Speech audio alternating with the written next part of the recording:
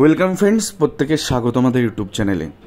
যে সমস্ত ভিউয়ার্সরা প্রথমবার চ্যানেলটি দেখছেন তারা অবশ্যই চ্যানেলটিকে সাবস্ক্রাইব করে দেবেন এবং চ্যানেলের পাশে থাকা বেল আইকনটি প্রেস করবেন যাতে এই ধরনের খবরাখবর সবচেয়ে আগে সবচেয়ে দ্রুত আপনাদের কাছে পৌঁছিয়ে যায়। তো আমরা জানি এই মুহূর্তে কলকাতা হাইকোর্টে 2016 যে নিয়োগ প্রক্রিয়া প্রাথমিকের 42,949 সেই নিয়োগ প্রক্রিয়ায় একাধিক অভিযোগ এনে একাধিক মামলাকারী তারা হাইকোর্টে দ্বারস্থ হন এবং সেক্ষেত্রে যোগ্য মেধাসম্পন্ন হওয়া সত্ত্বেও প্যানেলে তারা ঠাঁই পাননি। সেই অভিযোগগুলো এনে তারা মামলা দায়ের করেন এবং সেক্ষেত্রে একজন যোগ্য প্রার্থীও কেন বাইরে থেকে যাবেন, কেন সেই মেধার মধ্যে ঢুকতে পারবেন না, তা কিন্তু একটা জিজ্ঞাসা চিহ্ন সেখানে উঠে আসে। তো সেই রকম একটি জায়গা থেকে একটি জেলা যেটা কিনা মুর্শিদাবাদ ডিপিএসসি, তো সেইখানে যেটা হয়েছে বেশ কিছু প্রার্থীর তাদের যোগ্যতা থাকা সত্ত্বেও তাদের কিন্তু সেই জেলায় রিক্রুটমেন্ট দেওয়া হয়নি। তো এই মুর্শিদাবাদ জেলায় ভাগ্য নির্ধারণ কোন কোন পয়েন্টের উপর সেগুলো নিয়ে আমরা আলোচনা করব। সিমিলার একটা ইস্যু আপনাদের দেখাবো 2022-এর ঘটনা এটা।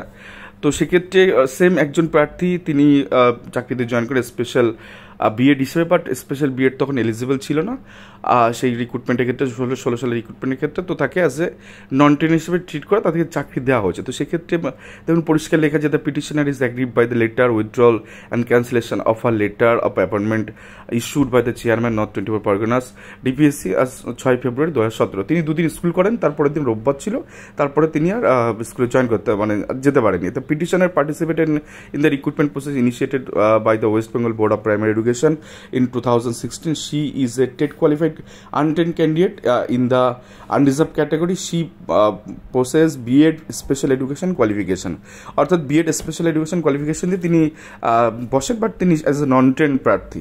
তো সেক্ষেত্রে কোর্ট ফার্দার কি ডিরেকশন দিয়েছে, the secretary West Bengal board of primary education has forwarded instruction to the learned advocate wherefrom it appears that the total score of the petitioner as a train candidate in unreserved category অর্থাৎ general is 28.916 due the invalidation of the training qualification as per NCT orders and recruitment rules.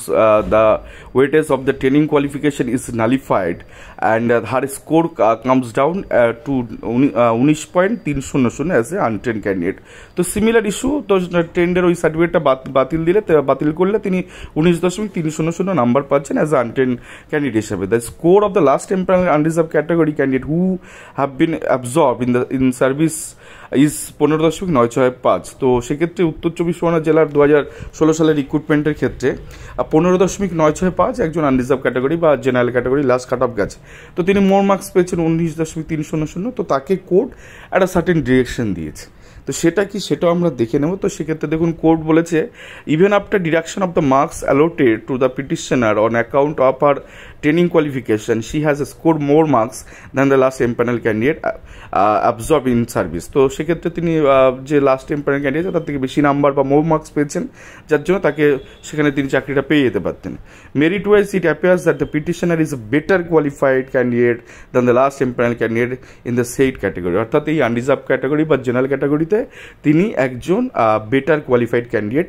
তো তাকে court direction তার পরবর্তীতে দিয়েছে যে court সেক্ষেত্রে দেখুন in the view of the above the impugned communication dated 6 February, যেটা টার্মিনেশন ট্রেন ছিল ডিপিএসসি তার অ্যাপয়েন্টমেন্ট লেটারে 2017 issued by the chairman north 24 Parganas DPSC is satisfied and quash, অর্থাৎ যে ক্যান্সেলেশন অ্যাপয়েন্টমেন্ট লেটার ধরিয়েছিল সেটাকে স্যাটিসফাইড করছে এবং সেটাকে কোয়াশ করছে, অর্থাৎ টোটালি বাতিল করে দিচ্ছেন কোর্ট। সেক্ষেত্রে the respondent authority is directed to reinstate the petitioner in service immediately along with the service benefit, অর্থাৎ পিটিশনারকে সেম ইস্যু। দেখুন এই যে মুর্শিদাবাদের ঘটনা এদেরও সেম ইস্যু। তো সেই ইস্যুতে 2022 সালে এইরকম একটি অর্ডার পাস করেন জাস্টিস অমিত আরোরা এবং পরবর্তী ক্ষেত্রে এখানে অর্ডার দেন যে তাকে পুনরায় চাকরিতে বহাল করার জন্য খুব দ্রুততার সহিত এবং সমস্ত বেনিফিট সহ তাকে কাজে যোগদানের নির্দেশ দিলেন মহামান্য হাইকোর্ট। এখন প্রশ্ন হচ্ছে 2016 সালে নিয়োগ প্রক্রিয়া, 17 সালে তার প্যানেল, 18 সালে তার এক্সপায়ার করে গেছে, 2022 সালে নিয়োগটা কেন দিল? তখন সুবিশানা স্যারবাবু কোথায় ছিলেন? তো যাক আপনাদের দেখাবো যে এই প্রার্থী পরবর্তীতে কন্টেম অ্যাপ্লিকেশন ফাইল করেন। তো সেক্ষেত্রে দেখুন তিনি 9 জুন পর্যন্ত চাকরিতে যোগদান করতে পারেননি। 6 ফেব্রুয়ারি 2017 থেকে 9 জুন 2022 পর্যন্ত তিনি চাকরিতে করতে পারেননি।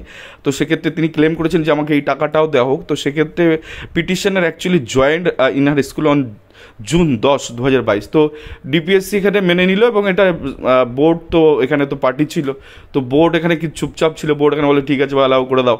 2022 জুনের ঘটনা, মাঝামাঝির ঘটনা। তো সেক্ষেত্রে প্যানেল এক্সপায়ার করে গেছে 2018 সালে। তারপরে কোর্টের ডিরেকশনে কাট অফ মামলা সেম সিচুয়েশনে চাকরি দিল এবং সেই প্রার্থী যোগদানও করলো 10ই জুন 2022 ক্ষেত্রে। দেন কন্টেম্প অ্যাপ্লিকেশনে তিনি কী কী পেলেন আমরা দেখাবো। The petitioner submit that as there was a direction for instatement and there is no requirement of issuing a fresh letter of appointment. অর্থাৎ এই প্রার্থীকে নতুন করে 2022 এসে একটা ফ্রেশ অ্যাপয়েন্টমেন্ট লেটার ধরানো হয়, কিন্তু প্রার্থী তখন বলে যে আমি কেন নিতে যাই, আমার তো অ্যাপয়েন্টমেন্ট লেটার আগে ছিল, সেই অ্যাপয়েন্টমেন্ট লেটার আমাকে তখন চাকরিটা দিতে হবে। এবং পরবর্তী প্যারায় দেখুন কোর্ট বলে দিয়েছে যে নতুন করে তাকে ফ্রেশ অ্যাপয়েন্টমেন্ট লেটার ধরানোর কোনো জায়গায় নেই, তাকে পুরনো অ্যাপয়েন্টমেন্ট লেটার ধরাতে হবে। এবং যেটা আরও ফার্দার অর্ডারে যেটা ছিল সেটা হচ্ছে তাকে এই যে মাঝখানের যে অংশ সেখানে হয়তো তিনি ফিনান্সিয়াল কোনো বেনিফিট পাবেন না, বাট টোটাল রেশিওনাল বেনিফিট তাকে দিতে হবে, যত ইনক্রিমেন্ট হচ্ছে সেগুলো তিনি পাবেন। এবং এই যে তিনি চাকরিতে জয়েন করলেন না, তো এই জায়গা থেকে তাকে তার সার্ভিসটাকে ব্রেক করা যাবে না। অর্থাৎ 2017 সালে যে 3রা ফেব্রুয়ারি তিনি অ্যাপয়েন্টমেন্ট লেটার পেয়েছেন, মাঝখানে যে এই যে বৃহৎ একটা 4-5 বছর 6 বছরের যে গ্যাপ, এই গ্যাপে তার সার্ভিস ব্রেক করা যাবে না। অর্থাৎ তার সার্ভিসটা কাউন্ট হবে 3 ফেব্রুয়ারি 2017 থেকে। ভাবুন এত একটা অর্ডার দিয়েছে।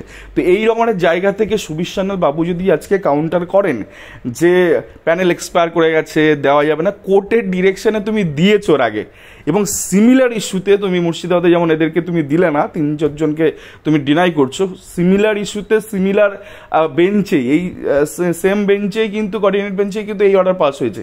এবং সেক্ষেত্রে সে অর্ডার কমপ্লাই করেছে ডিপিএসসি, সেই অর্ডার চোখ খুলে মেনে নিয়েছে প্রাথমিক শিক্ষা পর্ষদ। আজকে এসে সেম সিচুয়েশন অ্যারাইজ হয়েছে এবং সেখানে গিয়ে যদি না দেয়, তাহলে ভাই কিসের অর্ডার দেখাবে? সুপ্রিম কোর্টের অর্ডার দিকে তোমার লাভটা কি? তুমি এদেরকে তুমি কনসিডার করছো, বাট আরও প্রার্থীতে তুমি কনসিডার করছো না। আর্টিকেল 1460 ভায়োলেশন হবে। এবারে যে ডেট প্যানেলের কথা আমরা বলছি, ফার্স্ট আমরা যে ধরে নিলাম, এইরকম তো হয় না, একটা প্যানেলের সার্টেন, ফার্স্ট প্যানেল তার একটা ডেট এক্সপায়ারি ডেট, আর সেকেন্ড প্যানেল তার একটা এক্সপায়ারি ডেট, তো এরকম তো হতে পারে না। তো থার্ড প্যানেল যদি আমি ধরে নিই যে 9/2/2017 সালে এই যে লাস্ট নন টেনের প্যানেল বেরিয়েছে, সেক্ষেত্রে প্যানেল এক্সপায়ার করে যাওয়ার কথা 8/2/2018 সালে।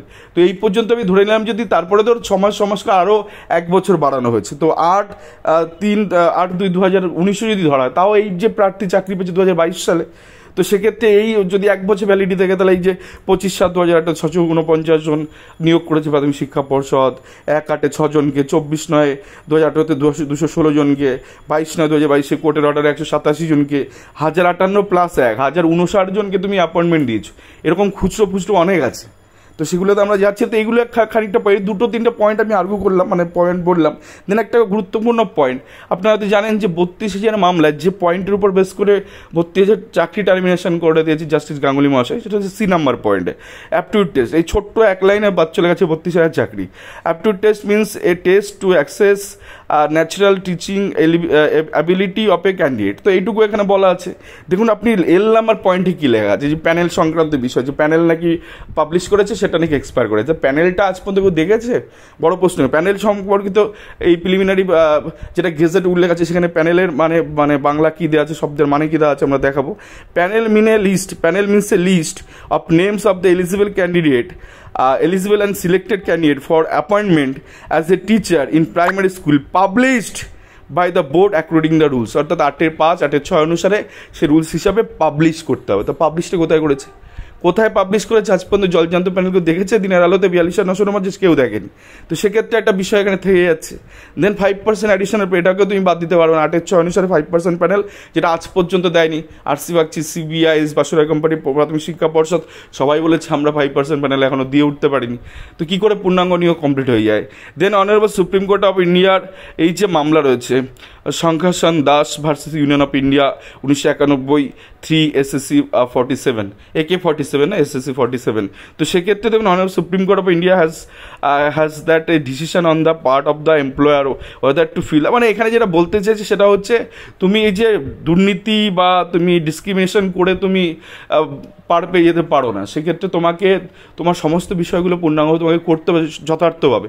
তো সুপ্রিম কোর্টের এই অনারেবল সুপ্রিম কোর্টের অর্ডারও এখানে আপনাদের দেখতে হবে। তো একাধিক 4-5টা পয়েন্ট আপনাদের দেখালাম, যেখানে গিয়ে পিটিশনের তরফ থেকে যদি জোরাল আর্গুমেন্ট হয় সেক্ষেত্রে ভালো কিছু হতে পারে। আর একটা বিষয় যে 18.8 18.308 পেয়ে একজন বাইরে বসে থাকবে আর একজন 16.134 পেয়ে সে চাকরি করবে, এটা কোথাকার ন্যায় ভাই? এ হতে পারে না, এটা চলতে পারে না। তুমি কম মেধা সম্পন্নদের চাকরি দিয়ে দিচ্ছ আর ভালো মেধা সম্পন্নদের রাস্তায় ফেলে রাখছো, এটা হতে পারে না। এই জাস্টিস তোমাকে প্রতিষ্ঠা করতে হবে। ধন্যবাদ সকলে, ভালো থাকবেন, সুস্থ থাকবেন।